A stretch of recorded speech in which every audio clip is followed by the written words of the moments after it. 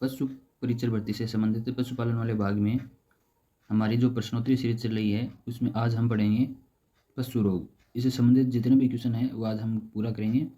यदि आपको ये सेशन अच्छा लगे तो इस चैनल को सब्सक्राइब करना, लाइक करना। हमारा जो पहला क्वेश्चन है वो है, पशुओं को आंतरिक परजीवी मारने के लिए कृमिनाशक दवा पिलानी चाहिए। बताइए कितने वर्ष में एक बार, प्रत्येक माह में, वर्ष में 2 बार, प्रत्येक वर्ष में 1 बार। ये कृमिनाशक जो दवा है वो कितनी बार पिलानी चाहिए? वर्ष में 2 बार। ऑप्शन नंबर सी हमारा सही हो जाएगा।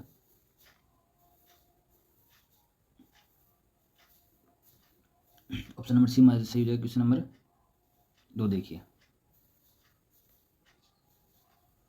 गलघोंटू रोग का टीका किस माह में लगाना चाहिए? गलघोंटू जो रोग है उसका टीका कब लगाना चाहिए? तो याद रखना, टीकों के संबंधित जितने भी क्वेश्चन है वहाँ पे लगभग है ना मई और जून का जो महीना है उसी में कोई ध्यान में रखना आपको। गलघोंटू जो रोग है उसका टीका कब लगाना चाहिए? मई और जून में। क्वेश्चन नंबर 3 है, पशुओं में बीमारी के कारण या कारक के संबंध में सही युग्म कौन सा है?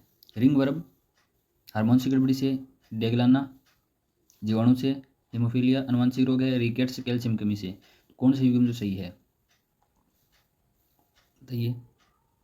हीमोफीलिया है। ऑप्शन नंबर सी हमारे सही जगह हेमोफीलिया। ये अनुवांशिक रोग नहीं है, ये अनुवांशिक रोग है ये, क्योंकि हीमोफीलिया इसमें क्या रक्त है उसका थक्का जमने नहीं जमता है, थक्का जमने में जो पावर होती है वो कम हो जाती है।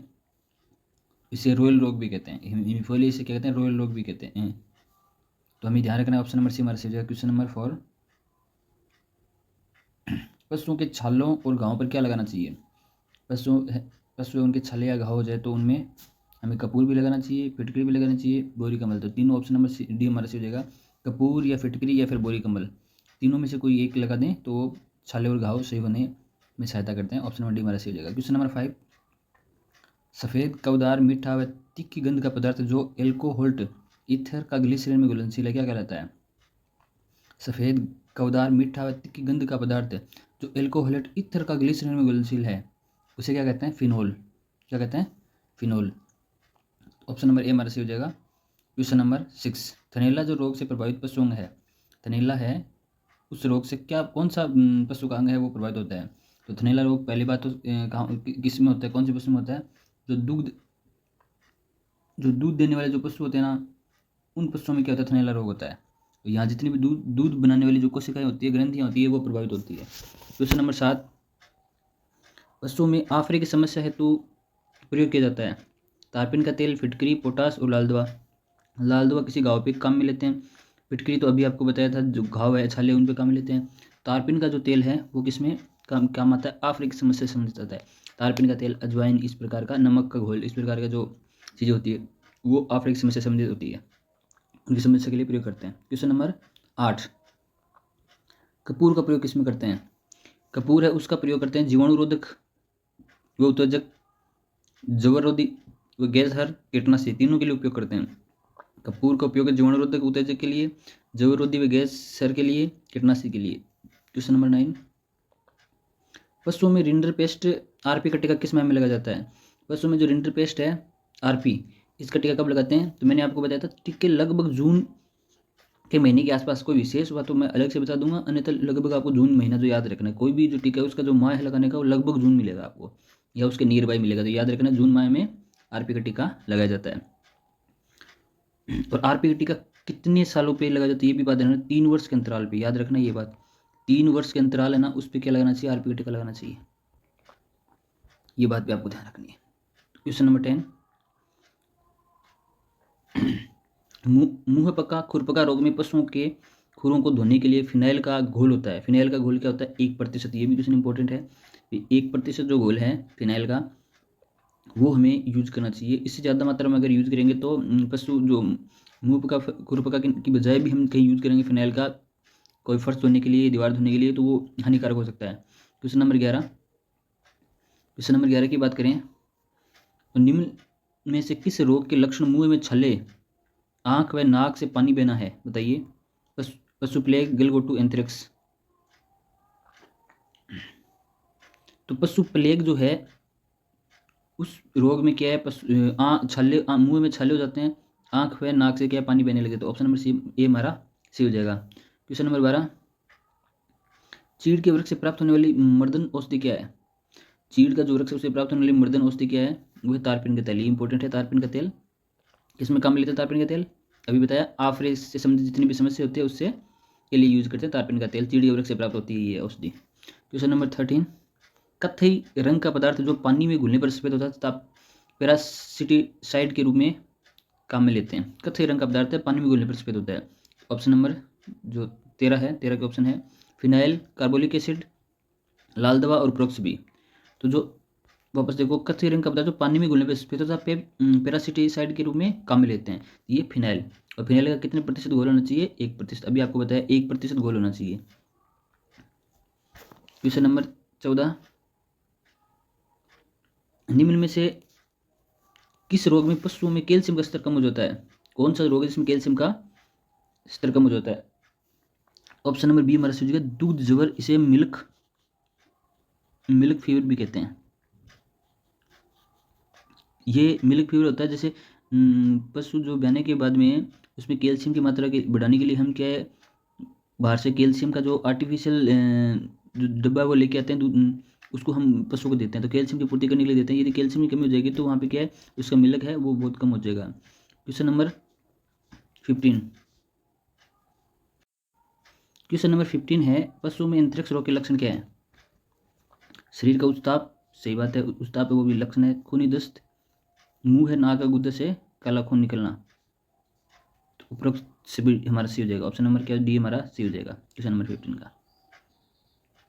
नेक्स्ट क्वेश्चन देखो, क्वेश्चन नंबर 16 है खूनी पेचिश का रोग कारक क्या है। खूनी पेचिश का रोग कारक क्या है, खूनी पेचिश है वो प्रोटोजोआ से होता है। खूनी पेचिश प्रोटोजोआ, याद रखना, खूनी पेचिश प्रोटोजोआ से। खूनी पेचिश रोग किस होता है, प्रोटोजोआ से, ये बात ध्यान रखनी। खूनी पेचिश रोग किससे होता है, प्रोटोजोआ से। क्वेश्चन नंबर 17 है पशु में होने वाला एंथ्रेक्स रोग किस रोग कारक के कारण होता है, बताइए।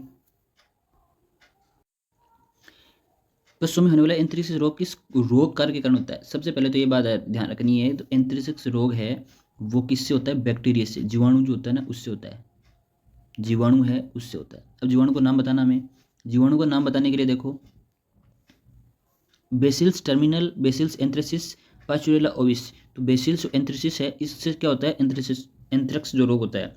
और एंथ्रेक्स रोग है एक जेनेटिक बीमारी है। कैसी बीमारी है, जेनेटिक बीमारी है, जेनेटिक बीमारी है। और एक और बात ध्यान रखनी है कि ये जो एंथ्रेक्स है सबसे खतरनाक रोग है, पशुओं से मनुष्य में और मनुष्य से पशुओं में दोनों तरफ से फैल सकता है, यह ध्यान रखना है। और ये जिस स्थान पे एक बार फैल जाता है वहाँ बार बार फैलने की संभावना होती है। और एक बात और भी ध्यान कर लेते हैं यहाँ पे, पशुपालन है, पशुपालक है उसके द्वारा के पशु को एक साल में, प्रत्येक एक साल के अंदर जून महीने के अंदर, याद रखना जून महीने याद रखना, प्रत्येक वर्ष जून महीने में, नाम बता रहा हूँ आपको, इस टीका का क्या करना है, आपको लगाना है। नाम है एंथ्रेक्स,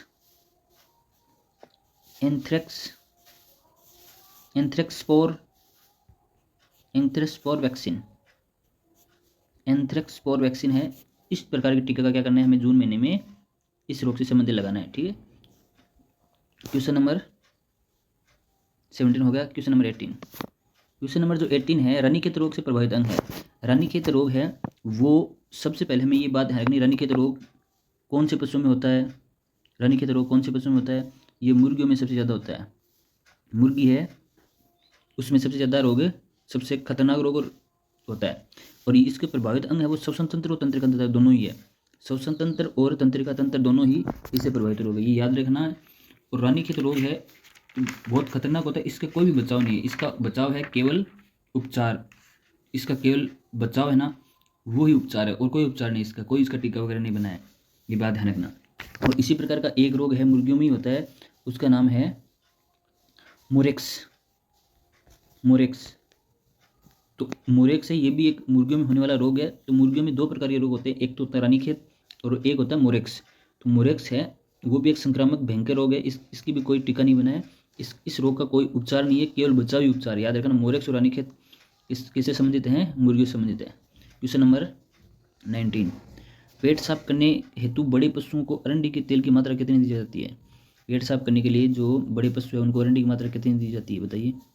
600 से 1200 ml, 600 से 1200 ml आप क्या बड़े पशुओं को मात्रा दे सकते हैं। क्वेश्चन नंबर 20 है खुरपका मुंहपका रोग में दिए जाने वाला टीका कौन सा है, कौन सा टीका बताइए। खुरपका मुंहपका रोग में दिए जाने वाला टीका कौन सा है। ऑप्शन नंबर ए सही हो जाएगा, FMD टीका। क्या है? FMD जो टीका है वो खुरपका और मुंहपका रोग में दिया जाने वाला टीका है। और FMD टीका देखो, सब यहाँ पे जो क्वेश्चन बनते हैं उसकी चर्चा करेंगे। FMD टीका है वो वर्ष में कितनी बार लगाते हैं? 2 बार। याद रखना, कितनी बार लगाते हैं? 2 बार, वर्ष में 2 बार। और जो छोटे बछड़े होते हैं उनमें कब लगाते हैं? 6 माह के अंतर पे, वर्ष में 2 बार और 6 माह के अंदर, 6 माह के अंतराल में, वर्ष में 2 बार, तो 6 माह का जब हो जाता है बच्चा तभी उसका कि FMD जो टीका हम लगा देते हैं। और FMD टीका किससे संबंधित है? मुंहपका और खुरपका रोग, खुरपका और मुंहपका रोग से संबंधित है। कौन सा टीका है? FMD टीका है। ये क्वेश्चन याद रखना, छोटी सी बात और याद रखना, ये कहाँ पे लगता है? ये त्वचा में लगता है। ठीक है, क्वेश्चन नंबर 21, मोरेक्स वैक्सीन किस जीव को लगाई जाती है? अभी मैंने आपको बताया था सबसे पहले तो कि मेरेक्स या मोरेक्स जो रोग है उससे किससे संबंधित होता है? मुर्गी से। तो अगर मुर्गी से संबंधित होता है तो मुर्गी को ही ये टीका लगेगा, ये वैक्सीन लगेगी। ऑप्शन बी है हमारा, ऑप्शन नंबर सी सही हो जाएगा। ठीक है, क्वेश्चन नंबर 22, मुर्गियों में होने वाली आर्द्र चेचक का प्रकार है। आर्द्र और चेचक का प्रकार कौन सा बताइए भाई? Diphtheria type. कौन सा है? डिप्थीरिया टाइप, याद रखना है। डिप्थीरिया टाइप जो है वो आर्द्र और चेचक का एक प्रकार है। ठीक है, क्वेश्चन नंबर 23 है, उसकी बात करते हैं। लंगड़ा बुखार रोग का एक रोगजनक है, बताइए कौन सा है? लंगड़ा बुखार रोग का रोगजनक कौन सा है? तो ऑप्शन नंबर ए हमारा सही हो जाएगा, क्लोस्ट्रीडियम सोयाई। क्लोस्ट्रीडियम सोयाई है, ये क्या है? लंगड़ा बुखार रोग का रोगजनक है। ठीक है, नेक्स्ट क्वेश्चन है 24, मुर्गी में चेचक रोग का रोगकारक कौन सा? चेचक रोग है उसका रोगकारक कौन सा मुर्गी में? बोरेलियाटम मेलिग्रेसिस, बोरेलियाटम एवियम, बोरेलियाटो कोलम्बो, बताइए कौन सा है? मुर्गियों में चेचक रोग का रोगकारक कौन सा है? बोरेलियाटो एवियम, याद रखना, बोरेलियाटो एवियम। तो ऑप्शन नंबर बी हमारा सही हो जाएगा। क्वेश्चन नंबर 25, एक बीमारी, एक रोग पशु से दूसरे पशु में फैल जाती है, वह क्या है? एक बीमारी, एक रोग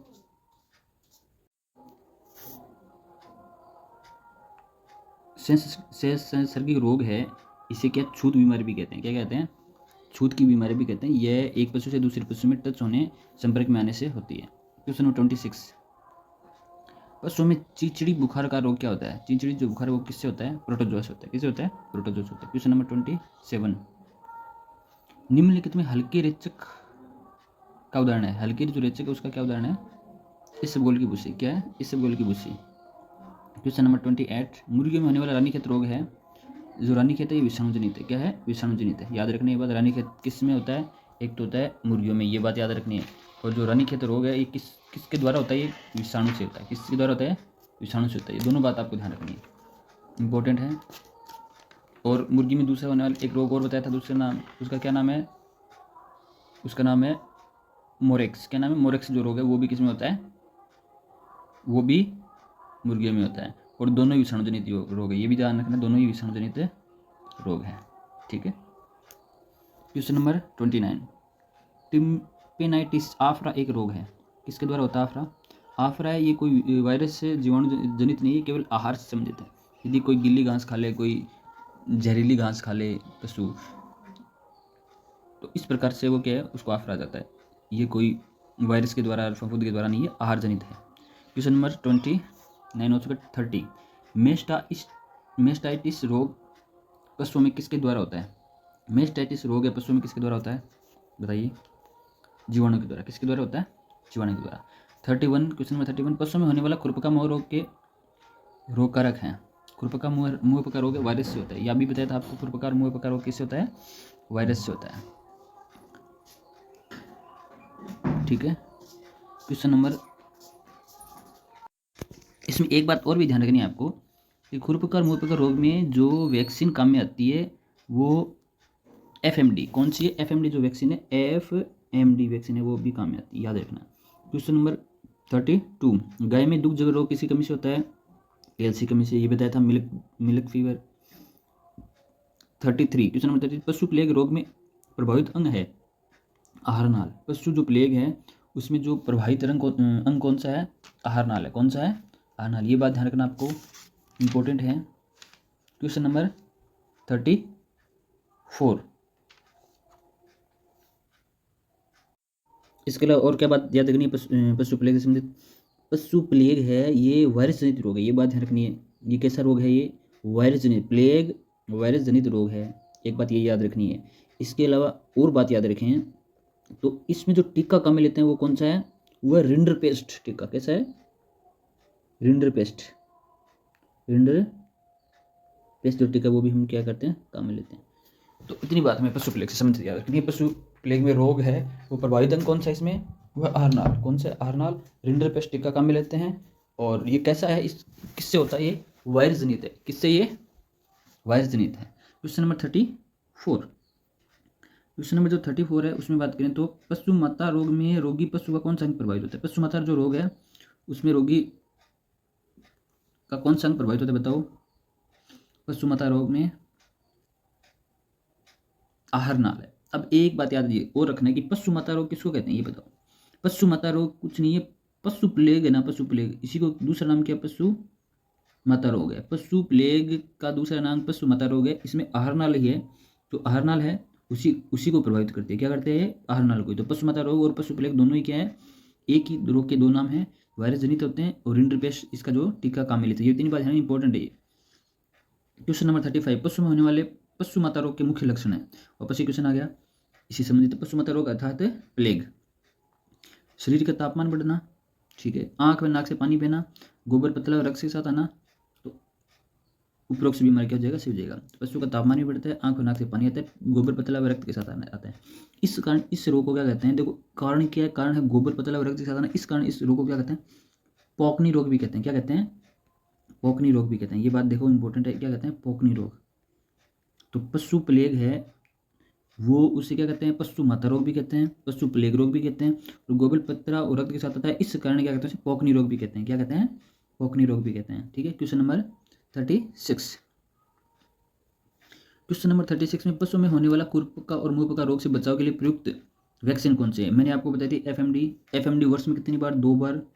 एक तो जून महीने में और एक दूसरी मैंने आपको बताई नहीं, दिसंबर महीने में। एक तो जून महीने में, एक और दिसंबर महीने में। ध्यान रखना है, एक जून में एक दिसंबर में, 2 बार लगे थे वर्ष में। Question number 37। रानीखेत जो रोग है, रानीखेत बीमारी से पक्षियों के कौन से अंग प्रभावित होते हैं? तो पक्षियों के श्वसन तंत्र, एक तो श्वसन तंत्र और एक तंत्रिका तंत्र, दोनों प्रभावित होते हैं। तो ऑप्शन नंबर डी हमारा सही हो जाएगा। Question number 38। थनैला रोग मुख्य कारक क्या है? थनैला जो रोग है उसका मुख्य कारक क्या? बताइए। थनैला रोग क्या होता है? थनैला रोग जो पशु है, पशु उसका आयन क्या होते हैं? जो थन होते हैं उसके क्या होते हैं? थन, वो क्या होते हैं? खराब हो जाते हैं। उसमें दूध है उसकी मात्रा कम हो जाती है। तो इसे क्या कहते हैं? थनैला रोग किससे संबंधित है? ये जीवाणु संबंधित है। क्या है? जीवाणु संबंधित। जीवाणु का नाम क्या है? स्ट्रेप्टोकोकाई अगिलिक्सिया जीवाणु। स्ट्रेप्टोकोकाई। आपको इतना याद रखना है, ज़्यादा याद नहीं रहेगा, अटपटा नाम है। एक सेकेंड। Streptococci, streptococci.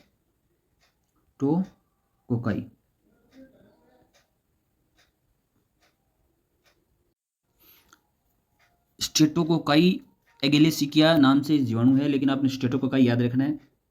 इसके अलावा और बात करें तो देखो थनैला रोग किससे संबंधित है? जीवाणु से संबंधित है, एक बात होगी।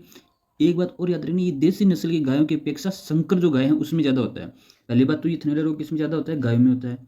और गाय भी कौन सी? विदेशी जो गाय है, संकर गाय हैं, विदेशी गाय हैं, संकर गाय, उसमें ज़्यादा होता है, देसी गाय में ये कम होता है। ठीक है।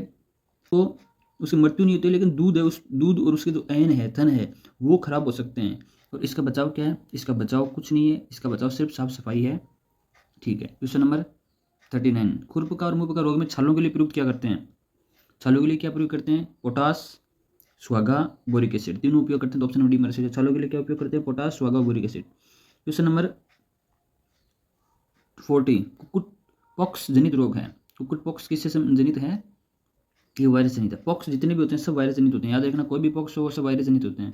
कुक्कुट पॉक्स रोग जनित है वायरस से। कुक्कुट का मतलब क्या? मुर्गी, मुर्गी से संबंधित होने वाला रोग है। Question number 41।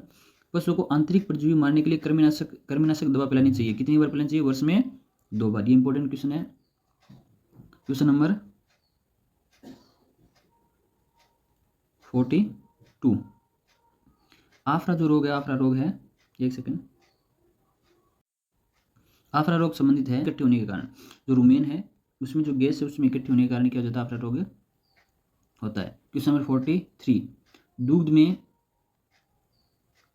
के माध्यम से मनुष्य में फैलने वाली बीमारी है। दूध के माध्यम से मनुष्य में फैलने वाली बीमारी कौन सी है? थनैला रोग, मेटाइटिस रोग, टाइफाइड रोग। ऑप्शन नंबर सी मारा जाएगा। टाइफाइड जो रोग है ये क्या है? दूध के माध्यम से मनुष्य में फैल सकती है। क्वेश्चन नंबर 44, निम्न में से बाह्य परजीवी रोग उत्पन्न करने वाले अवयव क्या है? भाई देखो, जू है ये भी बाह्य परजीवी रोग है, बाह्य परजीवी रोग उत्पन्न करने का कारक है। एक पिस्सू है, ये भी, क्योंकि ये जो जानवर है उनके, जो पशु है उनके ऊपरी भाग पे रहते हैं। और टेपवर्म है, ये शरीर के आंतरिक भाग में रहते हैं। आंतरिक रूप से आंतरिक परजीवी रोग को उत्पन्न करने वाला टेपवर्म है। तो क्वेश्चन नंबर 45 है, पशु में त्वचा संबंधी रोग के कारक क्या है? त्वचा संबंधी जो रोग होते हैं वो बाह्य परजीवी होते हैं, क्योंकि शरीर के त्वचा के ऊपर रहकर अपना जीवन यापन करते हैं, तो वे परजीवी बाह्य परजीवी है, वो त्वचा रोग के कारण है। क्वेश्चन नंबर 46, रेंडर पेस्ट रोग किसके द्वारा फैलता है? रेंडर पेस्ट जो रोग है वो किससे होता है? वायरस से होता है। किससे होता है? वायरस से होता है। अब एक बात याद रखना, रेंडर पेस्ट जो रोग है किसको कह रहे हैं? रेंडर पेस्ट आपको याद रखना, पशु प्लेग नहीं है क्या, उसी को क्या कहते हैं? रेंडर पेस्ट रोग कहते हैं। तो पशु प्लेग का देखो 2-3 नाम बताए थे, पशु प्लेग, पशु मचा रोग, पोकनी रोग, और एक और आ गया रेंडर पेस्ट। और रेंडर पेस्ट क्यों कहा गया? कि पशु प्लेग है उससे संबंधित जो टीका होता है उसे क्या कहते हैं? रेंडर पेस्ट ही कहते हैं। क्वेश्चन नंबर 47, लंपी रोग जो त्वचा रोग का कारक क्या है? तो ये एक वायरस जनित रोग है। लंपी है रोग है, वो एक वायरस जनित रोग है। और हमारे भारत में ये लंपी रोग है गायों में बहुत ज़्यादा देखने को मिला था, आपको पता है।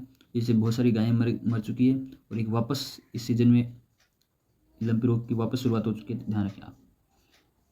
क्वेश्चन नंबर 48, लंपी रोग से संबंधित सत्य कथन बताइए। लंपी रोग से संबंधित सत्य कथन बताना है। तो LSD मवेशियों के pox virus lumpy skin disease virus के संक्रमण का होता है। तो LSD है ना, इससे संबंधित संक्रमण के कारण क्या होता है? ये पॉक्स वायरस है, लंपी स्किन डिजीज होता है। ये हमारा ऑप्शन सही है। एक तो बात है कि लंपी जो रोग है वो वायरस जनित है। कैसा रोग है? वायरस जनित है। ये कौन से वायरस होता है? पॉक्स वायरस से। कौन से होता है? पॉक्स वायरस से। ऑप्शन नंबर बी है, यह रोग मुख्य रूप से पशुओं के बीच मच्छरों और मक्खियों जैसे। ऑप्शन नंबर बी की बात करें तो ये रोग मुख्य रूप से पशु के बीच मच्छर और मक्खियों जैसे कीड़ों के काटने से फैलता है। ये बात भी ठीक है। इस रोग में पशुओं की त्वचा में गांठ या गांठदार चकत्ते बन जाते हैं। ये भी बात है। तो ऑप्शन नंबर डी हमारा सही हो जाएगा। क्वेश्चन नंबर 49, पशु में होने वाले लंपी रोग के मुख्य लक्षण क्या हैं? पशु में तेज बुखार होना, पशु में गांठें पड़ना, आंखों में पानी आना। ऑप्शन नंबर डी हमारा सही हो जाएगा। क्वेश्चन नंबर 50 है, निम्न में से पशु में होने वाला अनुवांशिक रोग कौन सा है? अनुवांशिक रोग कौन सा बताइए। आपको सबसे पहले ये क्वेश्चन आ चुका है। हेमीफोलिया है, जो रॉयल रोग भी इसे कहते हैं, ये एक अनुवांशिक रोग है। क्वेश्चन नंबर 51 है, पशु में होने वाला जहरबाद रोग के नाम से जाना जाता है। जहरबाद रोग है, इसे क्या कहता है? लंगड़ा बुखार भी कहते हैं। क्या कहते हैं? लंगड़ा बुखार भी कहते हैं, कृष्ण जंगा भी कहते हैं, एक टंगा भी कहते हैं। ठीक है, तो जहरबाद जो रोग है इसके अंदर के नाम है लंगड़ा बुखार, कृष्ण जंगा, एक टंगा। ठीक है, ध्यान रखना ये बात। इसके अलावा और भी अगर नामों की बात करें तो इससे जो रोग है इससे संबंधित इसके क्या क्या नाम है? देखो, लंगड़ा बुखार हो गया, फड़ सूजन, एक इसे कहते हैं फड़ सूजन, चुरचरिया भी इसे कहते हैं, एक कहते हैं कृष्ण जंगा लंगड़िया, एक टंगा हो चुका है। काला बाय भी इसे कहते हैं, काला बाय। और इसे कहते हैं ब्लैक क्वार्टर डिजीज कहते हैं। क्यों कहते हैं? क्योंकि इसके जो सूजन और जो सूजन होती है वहाँ पे क्या होता है? वहाँ पे अगर उस स्थान पे हम चीरा लगाएं तो काले रंग का झागदार और बदबूदार क्या है? वहाँ पे खून निकलता है, तो इसीलिए इसे कहते हैं ब्लैक क्वार्टर डिजीज भी कहते हैं। ठीक है, और इसका जो टीका है, इसके बचाव का जो टीका है वो जून महीने में, ध्यान रखना, जून महीने में। कब? जून महीने में। और प्रतिवर्ष, याद रखना है, प्रतिवर्ष लगाया जाता है इसका बचाव में। और एक बात और याद रखना है, और दूसरी बात याद और रखें इसमें, तो उस टीका का नाम क्या है? उस टीका का नाम है BQ जो टीका है इसका नाम है BQ। ठीक है, BQ जो टीका है इससे किस में रोग में लगता है? जहरबाद रोग में, लंगड़ा बुखार में, कृष्ण जंगा, एक टंगा। ठीक है, तो क्वेश्चन नंबर 52, जहरबाद रोग किस जीवाणु के संक्रमण से फैलता है? ये क्लोस्ट्रीडियम सोवियाई, ये मैंने बताना भूल गया, अभी याद रखो ये बात। जहरबाद रोग अर्थात लंगड़ा बुखार है, क्लोस्ट्रीडियम सोवियाई है, इस जीवाणु से फैलता है। पहली बात तो जहरबाद रोग किससे संबंधित है? किसके द्वारा होता है? जीवाणु से होता है, और जीवाणु का नाम है क्लोस्ट्रीडियम सोवियाई। क्वेश्चन नंबर 53, वह पदार्थ जिसका उपयोग जीवाणुरोधक, रोगाणुनाशक, गंधहारक, विघ्न दाहक, काष्टिक तथा कृमिनाशक रूप में किया जाता है, उसका नाम बताना है। वो देखो, पोटेशियम परमैंगनेट, ये इंपॉर्टेंट है, रोगाणुनाशक, जीवाणुनाशक सब प्रकार से उपयोग में लेते हैं इसको। क्वेश्चन नंबर 54, एस्केरियोसिस रोग के लक्षण में शामिल नहीं है। एस्केरियोसिस जो रोग है उसमें लक्षण में कौन शामिल नहीं है? भूख ज़्यादा लगना, पेट दर्द, दांत किटकिटाना, पेट लटकना। ये तो देखो पेट दर्द करना ये तो पॉजिटिव नेगेटिव है, दांत किटकिटाना ये भी नेगेटिव इफेक्ट है, पेट लटकना नेगेटिव इफेक्ट है। भूख ज़्यादा लगना ये किसी रोग में नहीं होता है, रोग होने पे भूख कमी लगती है, तो ये हमारा इसके जैसे जो रोग उसका लक्षण नहीं है। 54 हो चुका। 55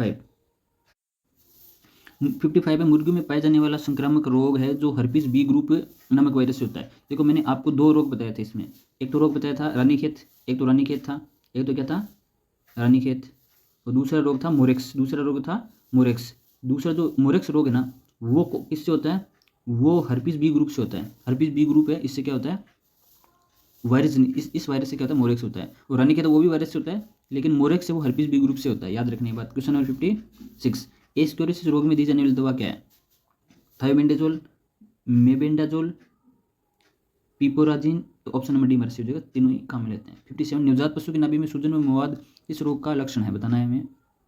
तो इस रोग को कहते हैं निवल रोग। क्या कहते हैं, निवल रोग। नवजात जो पशु की नाभि में सूजन और मवाद इस रोग का लक्षण निवल रोग, इस नाभि रोग भी कहते हैं। क्या कहते हैं, नाभि रोग भी कहते हैं, याद रखना ये बात। क्वेश्चन 58 है, सर्रा बीमारी का कारण है। सर्रा जो बीमारी किससे होती है, प्रोटोजोआ से होती है। किससे होती है, प्रोटोजोआ से होती है, ठीक है, सर्रा बीमारी। क्वेश्चन नंबर 59 है, वे रोग जो एक साथ किसी राष्ट्र में पशुओं की विभिन्न जातियों को प्रभावित करते हैं क्या कहलाते हैं, विभिन्न जाति पशुओं की विभिन्न जातियों को प्रभावित करते हैं पेंजुटिक रोग कहते हैं। क्या कहते हैं, पेंजुटिक रोग कहते हैं। क्वेश्चन नंबर 60 है, दुग्ध जवर का लक्षण क्या है। दुग्ध जो जवर उसका लक्षण क्या है, मिल्क जो फीवर उसका लक्षण क्या है, मुंह में झागों का आना, पशु का लड़खड़ा का चलना, थूथन का सूख जाना। तो ऑप्शन नंबर डी हमारा सही हो जाएगा। क्वेश्चन नंबर 61 है, गोल कर्मी परजीवी के कारण पशु के आंत में फैलने वाला रोग कौन सा है। गोल कर्मी के द्वारा जो अंतों में फैलता है उसे कहते हैं एस्केरियोसिस। क्या कहते हैं, एस्केरियोसिस, ठीक है। क्वेश्चन नंबर 62 है, पशु के मुंह पका रोग का लक्षण क्या है। मुंह पका जो रोग है उसका लक्षण क्या है, जो गले में दिक्कत है, अधिक लार गिरना, मुंह से दुर्गंध। ऑप्शन नंबर डी हमारा सही हो जाएगा, ठीक है। क्वेश्चन नंबर 63, फड़किया रोग से संबंधित सही तथ्य कौन सा है, बताना है। देखो यह रोग अधिकतर वर्षा ऋतु में होता है, ये बात ध्यान रखना। कब होता है, वर्षा ऋतु में ज़्यादा होता है। यह रोग अधिक प्रोटीन युक्त हरा चारा खाने से तीव्रता से बढ़ता है। हरा चारा उसमें कुछ खाने से होता है। यह रोग क्लोस्ट्रीडियम परफिजेंस नामक जीवाणु से होता है, ये भी ध्यान रखना है। क्लोस्ट्रीडियम परफिजेंस नामक जो वायरस है, जीवाणु है, उसके द्वारा क्या होता है ये। तो ऑप्शन नंबर डी हमारे सही हो जाएगा। क्वेश्चन नंबर 64, अब हमें क्या इसमें सुमिलित कौन सा नहीं है बताना हमें, ठीक है। डेगनाला है, ये सेलेनियम के दिखते से डेगनाला रोग होता है। हेमीफीलिया अनुवांशिक नहीं होता है, ये ऑप्शन नंबर सी हमारे सही हो जाएगा। और रिकेट से विटामिन सी की कमी से ये रोग तो होता है, आपको बताइए। क्वेश्चन नंबर 65, नेत्र श्लेष्म कला शोध नामक जो रोग के लक्षण क्या है। आंखें लाल हो जाना, नेत्र श्लेष्म, नेत्र मतलब आंखों से संबंधित है, आंख में सूजन आना, तेज रोशनी सहन नहीं करना पाना। ऑप्शन नंबर डी हमारा सही हो जाएगा, ठीक है। तो क्वेश्चन नंबर 66 में खून चूसने वाले जुएं किस पशु पर पाई जाती है। खून चूसने वाले जुएं हैं, देखो वो बकरी में भी होती है, ऊँट में भी होती है, भेड़ में होती है। तो ऑप्शन नंबर डी हमारा सही हो जाएगा। क्वेश्चन नंबर 67, कौन सा रोग है जिस होने पर पशु घर घर की आवाज़ करता है। घर घर की आवाज़, गलघोंटू। जो घर घर की आवाज़ कहाँ गले से होती है, तो गलघोंटू रोग क्या होता है, उससे घर घर की आवाज़ आती है। क्वेश्चन नंबर 68 है, पशुओं में क्लोस्ट्रीडियम सोविये नामक जीवाणु के संक्रमण से रोग कौन सा फैलता है।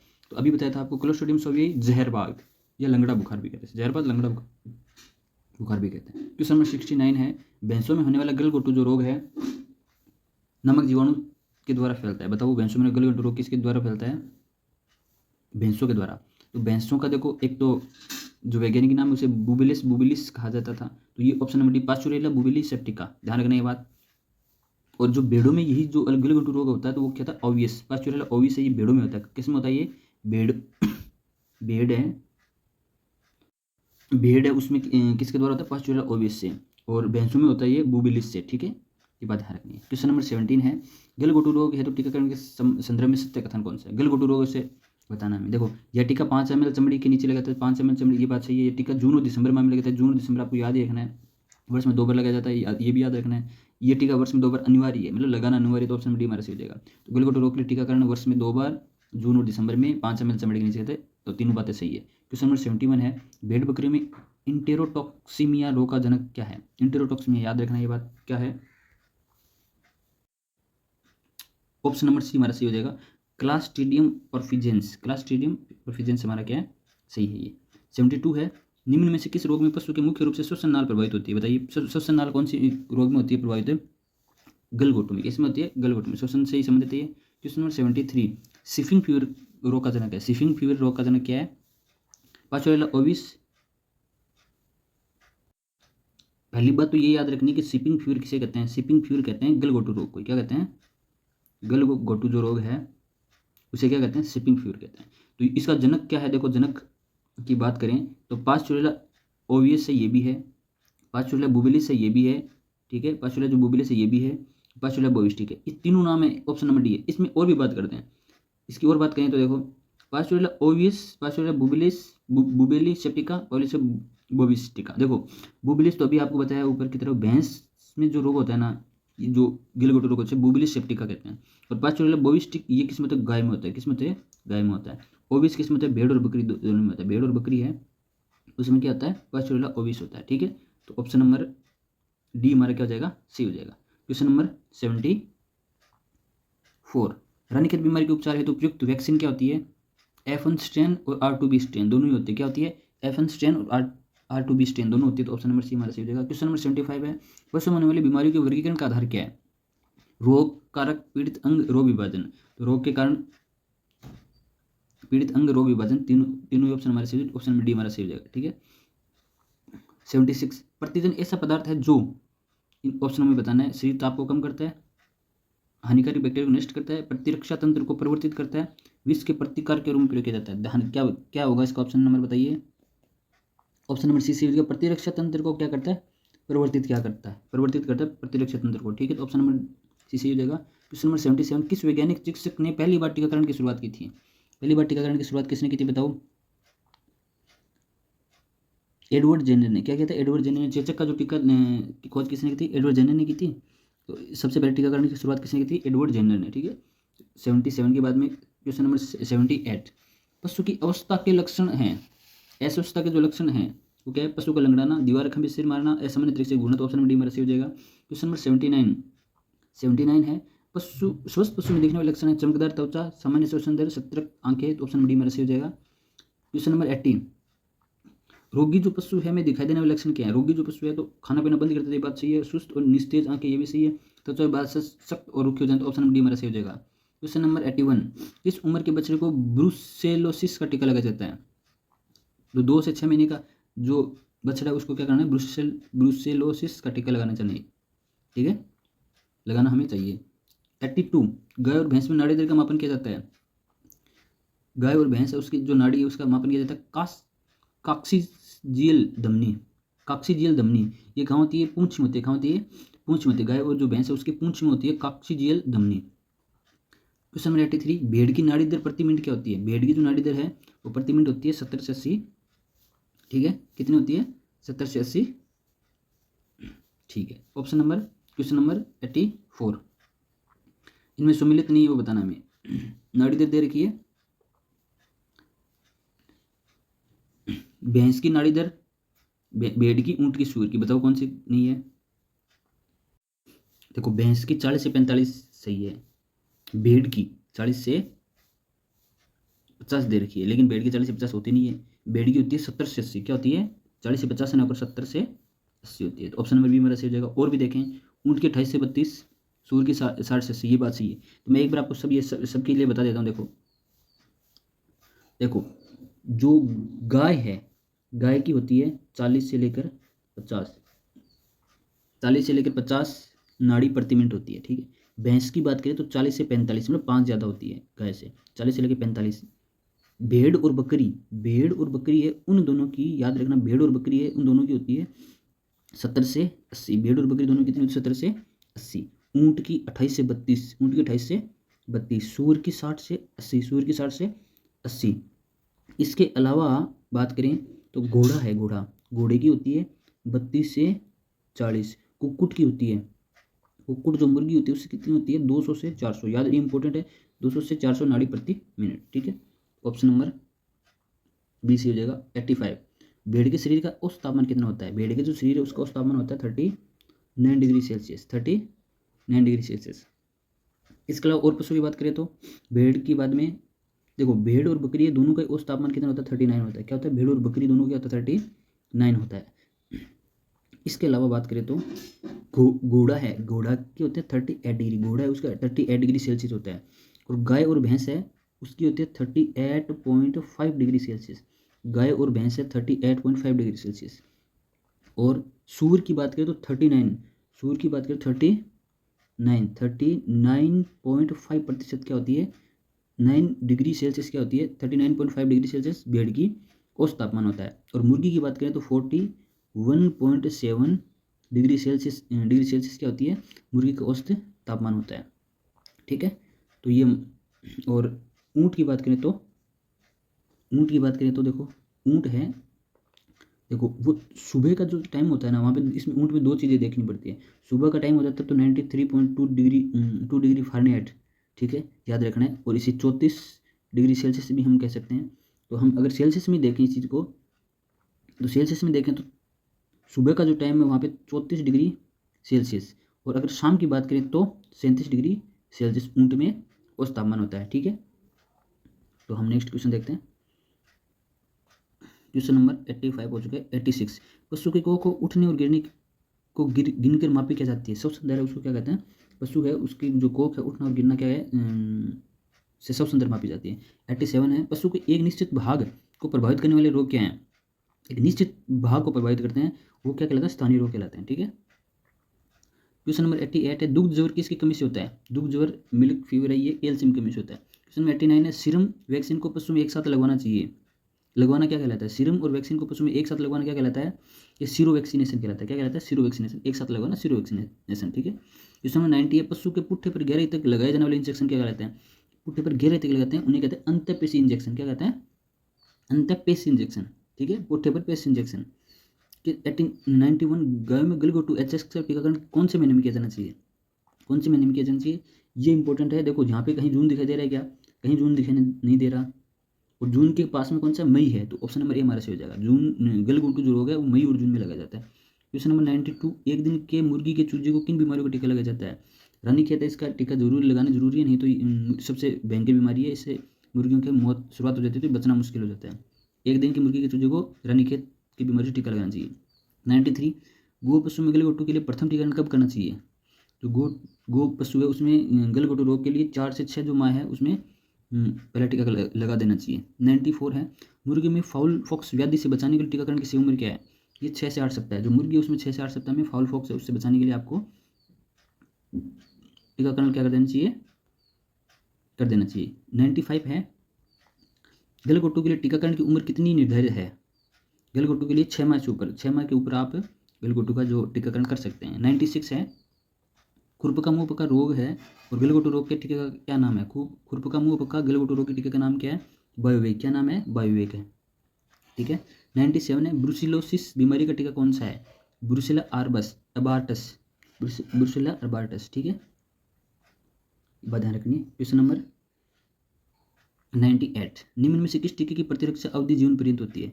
ये ब्रुसेला अबार्टस है, इसकी जो प्रतिरक्षा अवधि क्या होती है, जीवन पर्यंत होती है। 99 है, रक्षा वैक्ट टी नामक टीका किस बीमारी का है। यह है थैलेरियोसिस। क्या है, थैलेरियोसिस। रक्षा वैक्ट टी नामक जो टीका है किस बीमारी का, थैलेरियोसिस। तो दोस्तों ये हमारा सेशन कंप्लीट हुआ, आपको कैसा लगा कमेंट सेक्शन में आपसे बताइए। चैनल को सब्सक्राइब कीजिए और हमारे इस चैनल के साथ जुड़े रहिए, यहाँ आपको ये सीरीज़ कंटिन्यू मिलती रहेगी। इसके बाद हमारा एक टॉपिक रहा है, आगे भी हम कंटिन्यू इसको रखेंगे। धन्यवाद।